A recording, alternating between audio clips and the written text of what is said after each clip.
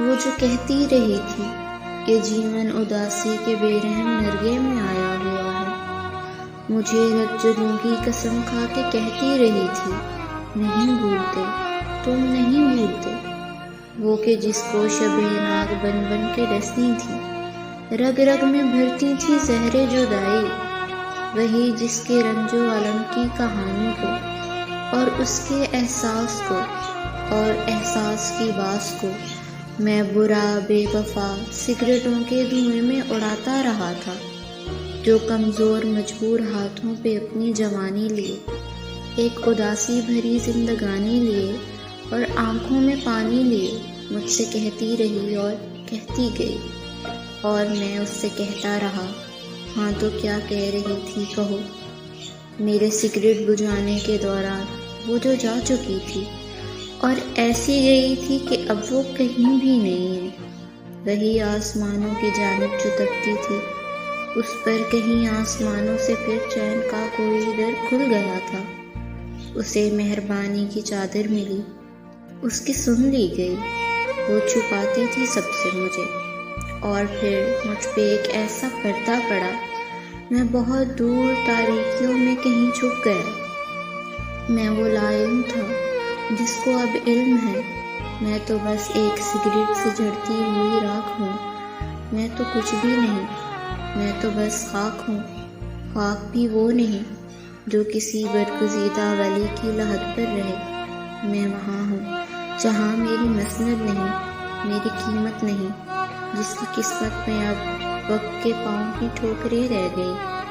میں وہی جس کی وارفتگی کو علم کھا گئے، میں وہی جو کبھی سکھ کے بستر پہ گہرے سنہرے محبت کے خوابوں میں گم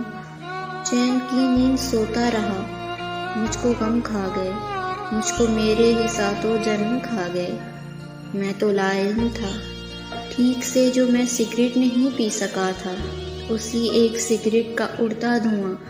جس میں اس کی صدا، لڑکھڑاتی صدا، اس کی آنکھوں کا نم، اس کے رنج و الم، اس کی بے چینیوں کی کتھا، اس کی مہکی وفا جذب ہوتی رہی، مجھ کو پیتا رہا، مجھ کو اب علم ہے، میں تو وہ ہوں جو افسردگی اور رنجیدگی کی مثالوں میں اول، جمع سال میت پہ ہوتا ہوا بین، بیواؤں کی سرد آنکھوں سے بہتا علم اور اجڑتے سہاگوں کی رنگت، فقط رنج و غم ہوں،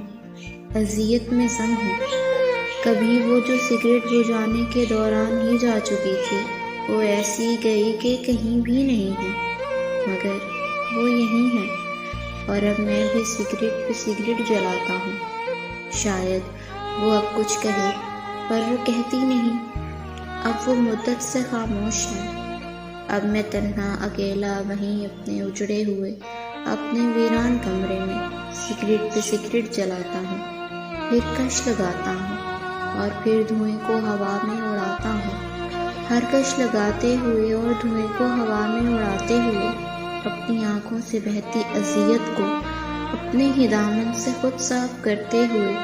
کرچیوں میں بٹی لڑکھڑاتی ہوئی اپنی